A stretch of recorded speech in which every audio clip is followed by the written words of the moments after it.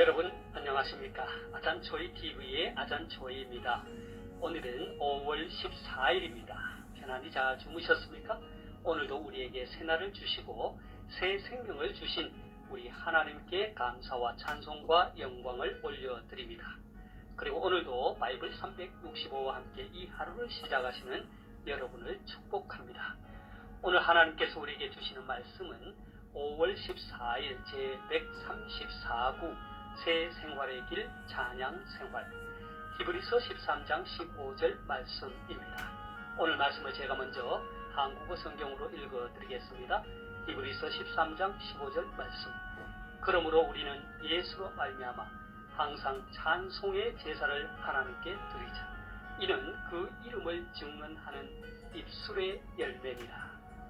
자, 오늘의 말씀을 제가 중국어로 읽어드리겠습니다.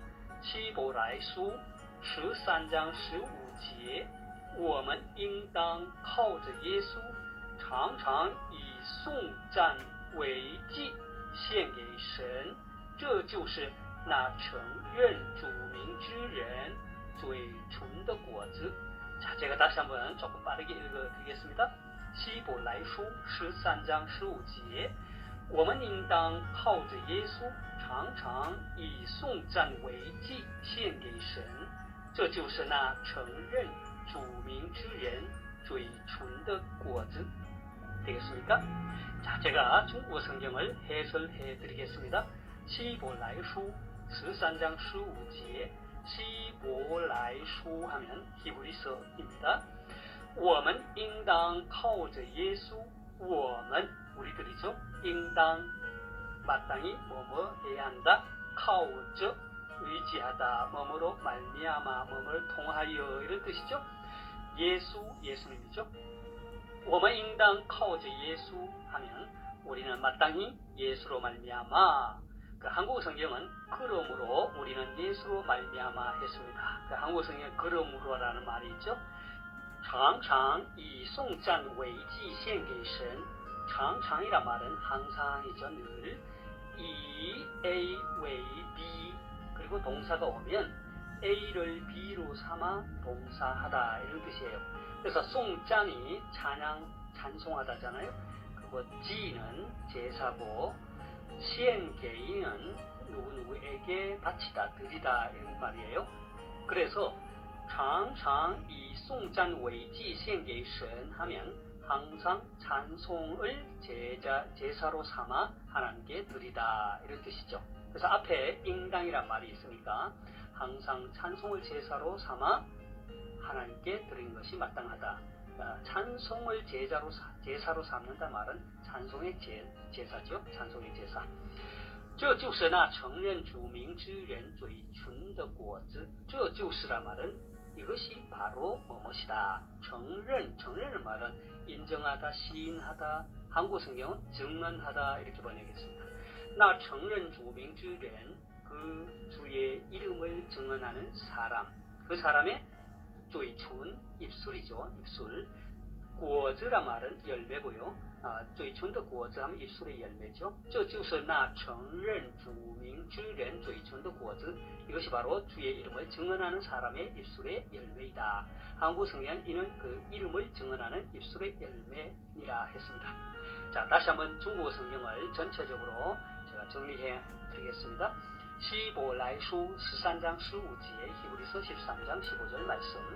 我们应当靠着耶稣, 우리는 마땅히 예수로 말미암아常常以颂赞为祭献给神, 항상 찬송의 제사를 하나님께 드려야 한다. 这就是那承认主名之人嘴唇的果子. 이것이 바로 주의 이름을 증언하는 사람의 입술의 열매이다. 되겠습니까? 사랑하는 여러분, 저는 지난 며칠 동안 찬송 생활이라고 하는 주제를 가지고 관련된 하나님의 말씀을 통해 여러분과 함께 은혜를 나누었습니다. 찬송은 하나님께서 우리를 지으신 목적이자 우리 존재의 목적이지요.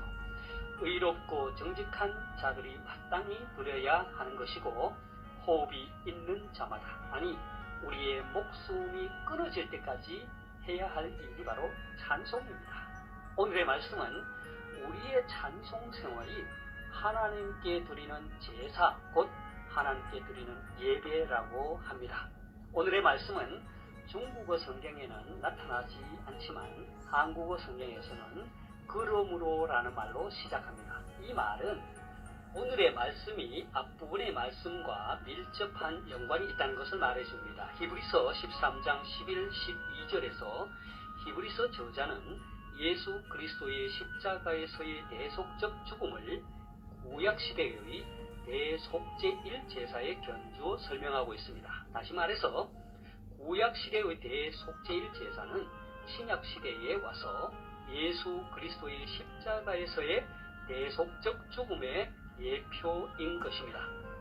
구약시대의 대속제1 제사는 대제사장이 죄를 위한 짐승의 피를 가지고 성소에 들어가고 그 육체는 영문 밖에서 불살랐습니다. 예수 그리스도께서도 친히 대제사장이 되셔서 우리를 위해 흘리신 피를 가지고 이 땅의 성소가 아닌 하늘 성소에 들어가셨습니다. 그리고 예수님의 육체는 과거 대속제일 제물이 영문 밖에서 불태워졌던 것처럼 성문 밖에서, 다시 말해서 예루살렘 성 밖의 골고다 언덕에서 죽임을 당하신 것입니다. 히브리서 저자는 이렇게 구약시대의 대속제일 제사와 예수 그리스도의 십자가에서의 대속적 죽음을 비교 설명하면서 예수께서도 자기 피로써 백성을 거룩하게 하려고 성문 밖에서 고난을 받으셨으니 우리 또한 그의 치욕을 짊어지고 영문 밖으로 그에게 나아가자고 권면합니다. 우리는 여기에서 하나님께 드리는 예배의 중요한 두 가지 측면을 만나게 됩니다. 하나는 예수 그리스도의 피가 들어간 하늘의 성소, 곧 하나님의 보좌 앞으로 나아가는 예배이며, 다른 하나는 예수 그리스도의 몸이 불태워진 성문 밖이라고 하는 수치와 고난의 자리로 나아가는 예배입니다. 이 두 가지 예배의 측면을 우리는 오늘의 말씀인 15절 말씀과 이어지는 16절 말씀에서 다시 만나게 됩니다. 히브리서 저자는 비록 이 세상에는 우리에게 허락된 영구한 도성이 없기에 나그네의 삶을 살고 있지만, 그렇다고 해서 이 세상에서의 삶을 가볍게 여기서는 안 된다고 권면합니다. 그래서 오늘의 말씀인 15절과 이어지는 16절 말씀을 통해 우리를 두 가지 측면의 예배의 자리로 다시금 초대하는 것입니다. 그 예배의 자리 가운데 하나가 바로 예수로 말미암아 항상 찬송의 제사를 하나님께 드리는 것이며, 다른 하나는 선을 행함과 서로 나누어 주기를 잊지 않는 제사인 것입니다. 전자 곧 찬송의 제사가 그리스도의 피가 들어간 하늘의 성소, 곧 하나님 보좌 앞으로 나아가는 예배라고 한다면, 후자는 다시 말해서 선을 행함과 나누어 주기를 잊지 않는 제사는 예수 그리스도께서 고난을 당하신 성문 밖으로 나아가는 예배입니다. 다시 말해서 수치와 고난의 자리로 함께 나아가는 예배입니다. 우리는 그곳에서 선을 행하고 나누어 주는 삶의 예배를 드리게 되는 것이죠. 하나님께서는 이 같은 제사를 기뻐하신다고 했습니다. 그러니까 우리 성도들이 드리는 예배는 입술의 찬송과 예배당 안에서만의 예배가 아니라는 것입니다. 우리의 예배는 성문 밖 고난과 수치의 자리에서 선을 행하고 나눔을 실천할 때 우리의 예배가 하나님께서 기뻐하시는 진정한 예배가 된다는 것입니다. 사랑하는 여러분, 오늘 말씀을 통해 우리가 드리는 예배를 한번 성찰하면 좋겠습니다. 혹여 우리는 아늑한 예배당, 감동을 자아낼 만한 분위기, 잘 훈련되고 기교 넘치는 성가대의 찬양, 매끄러운 예배 진행, 세련된 목사님의 설교 등을 통해서 우리의 예배가 하나님께 드려졌다고 만족해하고 있는 것은 아닙니까? 그리고 예배당의 문을 열고 나오면 한 주간 성문 밖에 살면서도 성문 밖의 사람들과는 전혀 관계없이 살다가 다시 주일이 되면 교회를 찾는 그런 삶을 살고 있지는 않습니까? 예수 그리스도의 구속의 은혜로 하나님의 백성이 된 우리 성도들의 예배는 교회 안에서의 찬송의 제사, 입술의 제사만이 아니라 교회 밖의 이웃들에게 우리의 선한 행실과 사랑의 나눔을 실천함으로 완성되는 것입니다. 하나님은 이러한 제사, 이러한 예배를 기뻐하시고 받으십니다.